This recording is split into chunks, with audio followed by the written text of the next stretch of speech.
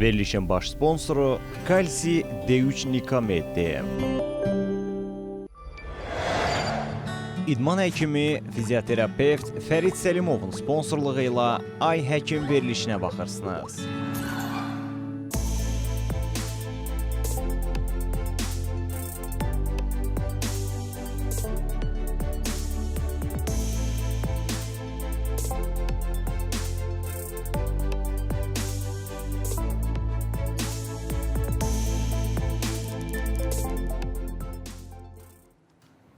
Salam, hər vaxtınız xeyir olsun əziz tamaşaçılar. CBC Sporta baxırsınız. Ay Həkim efirdədir. Studiyada doktor Tutu Zeynalovadır. Bugün çoxdan da danışmadığımız gözlərimiz haqqında danışacağıq. Çünki yaz gəlir, yazın gəlişi ilə bağlı orqanizmdə baş verən dəyişikliklər və ümumiyyətlə həssas orqanlarımızdan biri olan gözlərimizi necə qoruyaq, daha çox hansı problemlərlə rastlaşırıq. Çünki gördüm ki, ətrafında bir neçə adam var ki, elə soruşdum ki, qrip olmuşsan, deyir, yox, allergiyam var, ona görə gözümün suyu axır.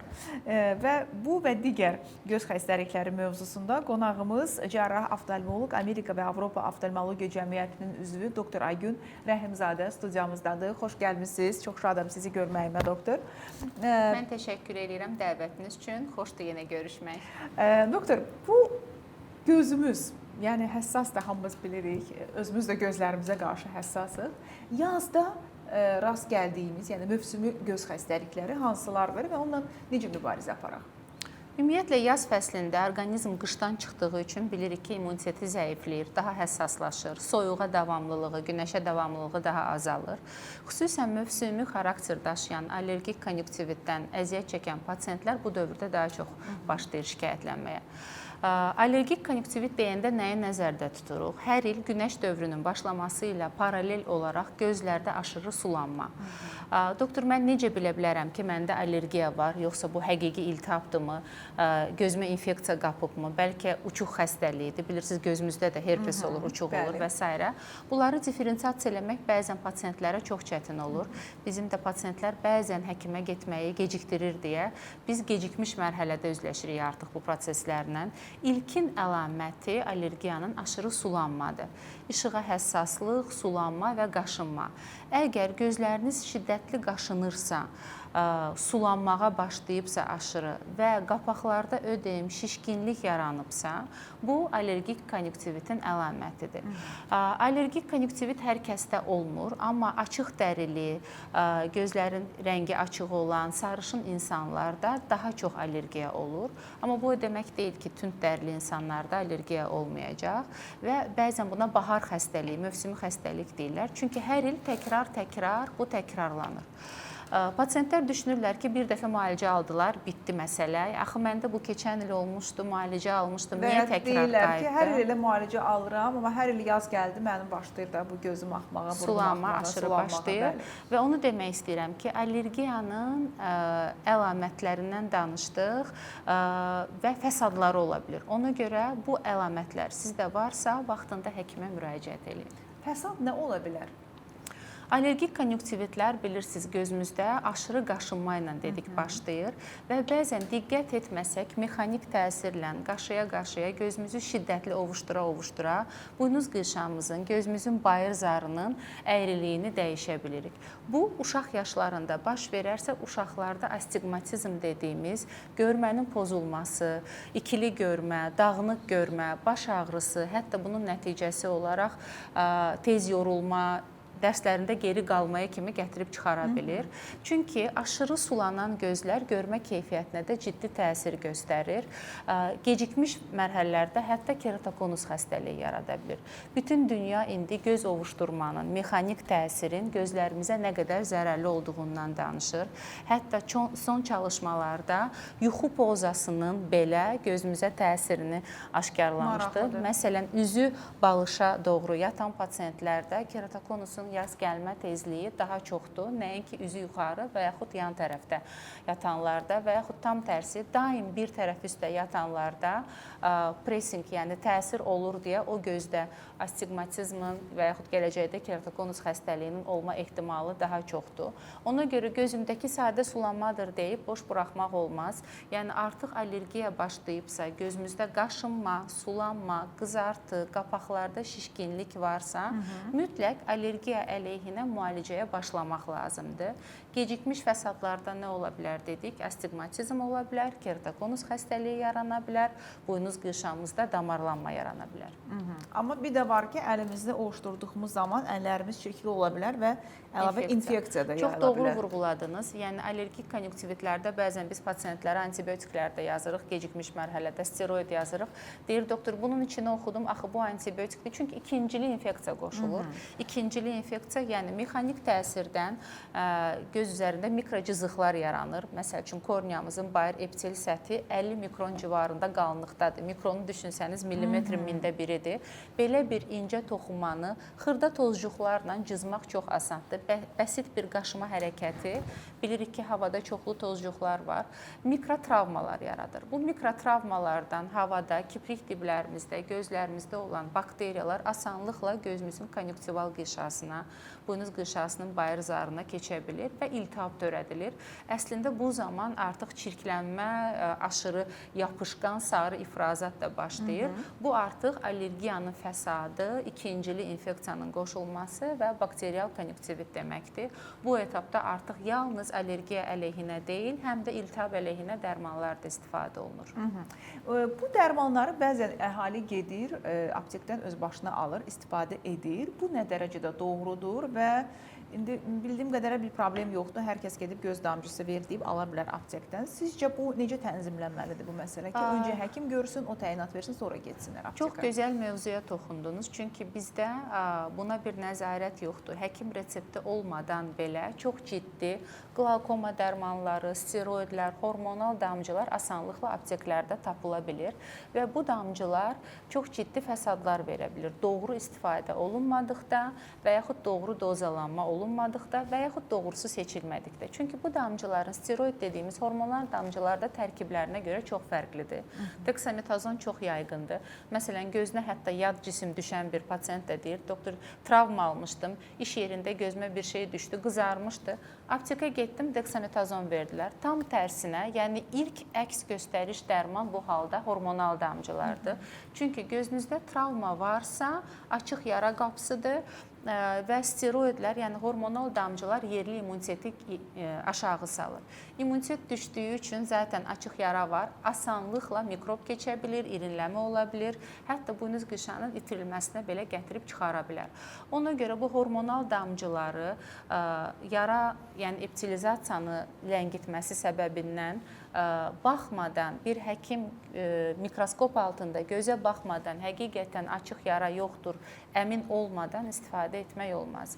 Digər bir yanı, bu steroid dediyimiz hormonal damcıların qara su yaratmaq, göz təzyiqi yaratmaq kimi bir xüsusiyyəti var. Hətta hansı damcının neçə millimetr civə sütunu göz təzyiqini qaldırdığı bəlli bir protokolla məlumdur bizə. Ona görə hansı yaş qrupunda hansı steroid, məsəl üçün zəif steroid deyirik, adlarını çəkməyəcəm. Belə damlalar var ki, göz təzyiqinə çox təsir etmir və yaxud şiddətli steroid damlalar var ki, daha çox göz təzyiqini birbaşa artırır. Ona görə həkim nəzarəti olmadan, təzyiq ölçülmədən, hətta bəzən biz damlanı təyin edirik və deyirik ki, 5 gün sonra təkrar gəlin. Bu bizə niyə lazımdır? Pasient deyir, doktor, gözüm yaxşı oldu, təkrar gəlmir. Amma bu kontrol müşahidə bizə təzyiq qalxıbmı, qalxmayıbmı? Əgər qalxmayıbsa, steroidlə dozanı azalda davam edirik. Ona görə hansı damcının seçilməsi çox vacibdir. Xüsusən bu hormonal damlalarda, allergiyada da çox geniş istifadə olunur. Yaz mövsümü gələn kimi hər kəs deksametazonu əl atır, steroid damcıları əl atır. Çünki qısa müddətdə yaxşı effekt alınır. Steroidlər bilirsiniz, qızartını götürür, sulanmanı götürür. Xəstələr tez məmnun olur. Amma dediyimiz kimi mirvari suyu yaratmaq xüsusiyyəti var, qara su, glaukoma yaratmaq xüsusiyyəti var və əlbəttə ki, eroziya, buynuz qırşanızda travma varsa. Aha, və indi bildiyim qədərilə bütün göz dərmanları damcı şəklindədir. Əvvəllər Sovet vaxtında bir tetratsiklin mazı var idi, hamı sürtürdü onu gözünə. Amma indi də hələ də bunu edənlər var. Gündəmdədirmi bu məsələ yoxsa? Tetratsiklin molekulu hələ də istifadə olunur və hətta son çalışmalar tetratsiklin məlhəminin quru göz sindromunda belə pozitiv təsirini aşkarlayıb. Biz də bəzən təyin edirik. Yenə də pomad şəklində, yəni məlhəm şəklində dərmanlar istifadə olunur. Yəni göz yaşlarının belə lubrikantların daha qatı gel formaları məlhəm formasındadır. Allergiya dərmanlarının, məsəl üçün bayaq steroid dedik, hormonal damcılardan daha məşhur olan prednizolon tərkibli belə məlhəmlər var. Bu məlhəmlər pasientlərin işini çox rahatlaşdırır. Çünki məsələn aktiv iş fəaliyyətində olan pasientlər gündə 4-5 dəfə damla tökməyə çətinlik çəkirlər. Onlar bu pomadı gündə 2 dəfə istifadə etməklə 2 dəfə məlhəm istifadəsi 4 dəfə damla istifadəsinə bərabərdir. Və yaxud yatanda gündə 1 dəfə bolluca gözün içərisinə qoymaqla bilirsiniz ki, daha qatı konsistensiyası var deyə göz məlhəmlərinin səhərə qədər qalır və daha uzun müddətli təsir göstərir. Bir sual da verəcəm sizə. Düzdür, tətil vaxtımız artıq bitib, amma yenə də ağlımızda olsun. Çünki xaricdə necədir? Biz istənilən göz damcısını aptekdən ala bilirikmi və ya deyək ki, xarici ölkələrə səfər ediriksə, hansısa bir göz xəstəliyimiz varsa və ya yoxdursa belə, özümüzlə hansı göz damcılarını götürsək məqsədə uyğun olar? Çünki hamı götürür, qızdırma dərmanı götürür, nə bilim, bəli, ishal üçün nəsə götürür, amma göz üçün bu haqda çox az insan düşünür. Mütləq göz yaşı əvəzedicisi damlaları əslində xaricə götürməyə gərək yoxdur. Çünki nə gözəl ki, bütün dünyada bu damcılar hətta supermarketlərdə satılır. Məsələn, siz ümumi marketlərə girsəniz, lubrikantlar, nəmləndiricilər deyə bir bölüm var. Orada çox saylı göz yaşı əvəzedici damlaları var. Bu mütləq üzərimizdə olmalıdır. Olmasa belə orada istənilən alış-veriş mərkəzindən bunu ala bilirlər, aptekə getmədən. Çünki gözümüzə yad cisim düşdümü, ilk öncə yumaq məqsədindən göz yaşı tökülür. İstənilən iltihabı proses nəticəsində göz yaşı sanasiya eləyir. Yəni yuyur deyə infeksiya yükünü azaltmış olur. İlk etaplarda başlanılarsa pozitiv təsir göstərir və bilirik ki, uçuş dehidratasiya eləyir, gözümüzdə quruluğu artırır, xüsusən kontakt linza, eynək istifadəsi edən pasientlərdə və indiki zamanda ki, hamımızın işi kompüter, gadjet və telefonlardan keçir. Göz quruluğu çox şiddətli olduğu üçün, uçuş zamanı da bir qədər pisləşdiyi üçün, artdığı üçün paralel olaraq su içmək və əlbəttə ki, çantamızda mütləq göz yaşı əvəzedici damlasının olması mütləqdir. Bütün dünyada ümumiyyətlə antibiotiklər, yəni bizim adi reseptsiz ala bildiyimiz damcılar xüsusi reseptlə satılır və qara su dərmanları, qlaukoma damcıları yaxşı olar ki, pasientlər özləri ilə götürsünlər. Çünki bəzən başqa adlarda ola bilir və onların tərkibi fərqli olur, nisbəti fərqli olur. O zaman bir damlada hədəf təzyiqə ulaşmışıqsa biz burada, pasient gedəndə göz damlasını dəyişərsə, göz təzyiqində oynamalar ola bilər və vaxtında həkimə düşməzsə, müxtəlif təzyiq oynamaları göz sinirimizə geri dönməz dəyişiklik yaradır, optik atrofiya yarada bilər. Ona görə mütləq bu uçuş zamanı və yaxud ölkəni dəyişəndə çantalarında rutin istifadə etdikləri nəmləndiricilər, onlar vacib deyil. Dedik, hər yerdə satılır, amma qara su dərmanları üzərində antibiotiklər olmalıdır. Mövsümün gözəlliyi təbii ki, arzu olunandır və hamının xoşuna gəlir ki, havalar isinir, günəş artıq hər gün bizi sevindirir, isidir və eynəklər mövzusu. Ki, optik eynəklər taxanda üz tərləyən kimi o eynək gəlir düşür bura, bəzən gün eynəkləri də belə. Eynək seçimində nələrə diqqət yetirmək lazımdır və bəzən düşünürlər ki, eynəkdən azad olma əməliyyatlarını hava istidir, qoy hava sərinləyəndə edərsən və s.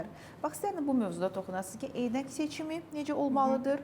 Çünki biz, düz bir çoxlarımız artıq bilirik, qışda da taxırıq günəş eynəyini, amma bəziləri yenə də hava isti olmadan günəş eynəklərini istifadə eləmir.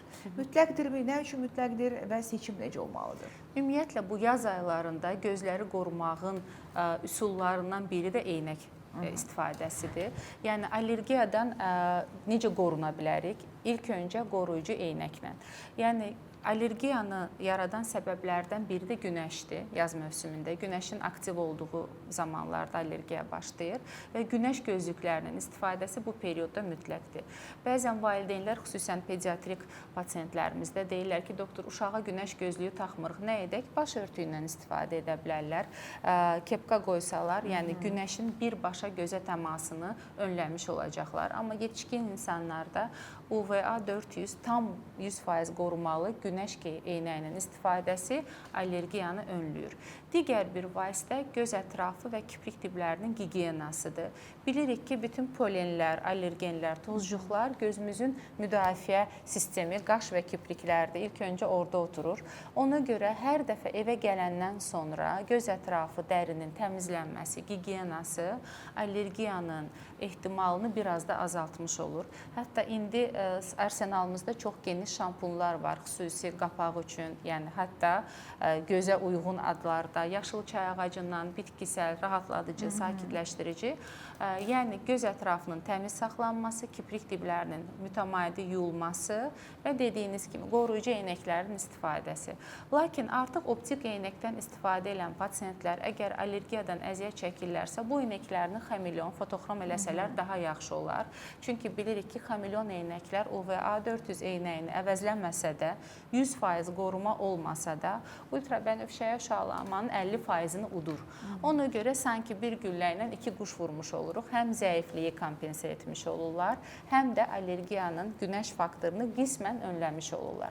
Amma əgər bu tərləmə mövzusuna toxundunuz, yəni eynək gəzdirməkdə çətinlik çəkirlərsə, bu zaman indiki dövrdə eynək taxmaq artıq məcburiyyət deyil, çünki çox çeşidli eynəkdən azad olma əməliyyatları icra olunur. Niyə deyirik eynəkdən azad olma əməliyyatları? Ekzimer lazeri yox, çünki bu yalnız ekzimer lazerindən məhdudlaşmır. Daha 10 il, 15 il bundan öncə ekzimer lazer deyə müraciət olunurdu birbaşa. Çünki yalnız bu üsulla, yəni gözümüzün bayır zarını cilalamaqla biz nömrələri sıfırlaya bilirdik. Amma indi istənilən göz nömrələrini, istənilən göz quruluşunu əməliyyat etmək mümkün olubdur. Əlbəttə ki, 100% deməyək, amma müraciət edən, eynəkdən azad olmaq istəyən pasiyentlərin 90%-də demək olar ki, əməliyyat mümkündür. Sadəcə əməliyyatlar bir-birindən fərqlənir. Yaz mövsümündə, yay mövsümündə, xüsusən kontakt linza istifadəçiləri infeksiyanın qapma ehtimalı artdığı üçün daha çox istəyirlər bundan azad olmaq, eynəkdən, linzalardan azad olmaq və bilirsiniz ki, bizim hamımızın sevdiyi çimərlik mövsümü gəlir. Bəli. Bilirsiniz, kontakt linzalarda dənizə girmək olmaz, hovuza girmək olmaz, infeksiya qapma ehtimalını artırır. Hər dəfə çıxart, hovuzdan çıxanda heç nə görmürsünüz. Deyək ki, pasiyentimizin -3, -4 göz nömrəsi var. Görmə faizi bu halda ən yaxşı halda 5%, 10% olur. Yəni hovuza giribsə və linzasızdırsa, ətraf mühitin o gözəlliyin 90-95%-ni görmür. Düşünə bilirsiniz ki, nə qədər o həyatına həm də risk atmış olur, ancaq diskomfort yox. Hovuz kənarında düşə bilər, yıxıla bilər, ayağının altında hər hansı bir əşyanı görməyə bilər. Ona görə ən gözəli məsələnin kökündən həlli bu zəifliyi aradan qaldırmaqdır. İndi əməliyyatdan sonra hovuza nə vaxt girmək olar? Bu sualı verəcəm sizə. Hələlik isə biz reklamlara baxmalıyıq. Reklamlardan öncə verilişimizin baş sponsoru Ştada şirkətinə təşəkkürümü bildirirəm. Kalsium D3, Nikamet, portağal və limon dadlı çeynəmə tabletlərini sizə təqdim edir. Kalsium və D vitamini defisitinin profilaktikası məqsədi ilə, həmçinin kalsium və D vitamini defisiti riski olan pasientlərdə osteoporozun müalicəsi zamanı əlavə terapiya qismində istifadə olunur. Kalsium D3, Nikamet 25 ildən artıq mövcuddur və sınanmış preparatdır. Hamilələr və 3 yaşından yuxarı uşaqlar da istifadə edə bilər. Təşəkkür edirik verilişimizin baş sponsoru Ştada şirkətinə. Digər təşəkkürümüz Böyük Britaniya təhsilli idman həkimi Fərid Səlimovadır. Fərid Səlimov müasir fizioterapevtik yanaşmayla xidmətinizdədir. Diz, onurğa, çiyin, əzələ ağrılarından artıq daha tez və müasir idman yanaşması ilə müalicə oluna bilərsiniz. Siz Fərid doktora müraciət, nə qədər tez müraciət etsəz, bir o qədər tez reabilitasiya olduğunuza əmin olacaqsınız. 055-318-83-94 nömrəsinə zəng edib həkimin qəbuluna yazılmağınız kifayətdir. Reklamlara baxaq, sonra maraqlı söhbətimizi davam etdirəcəyik.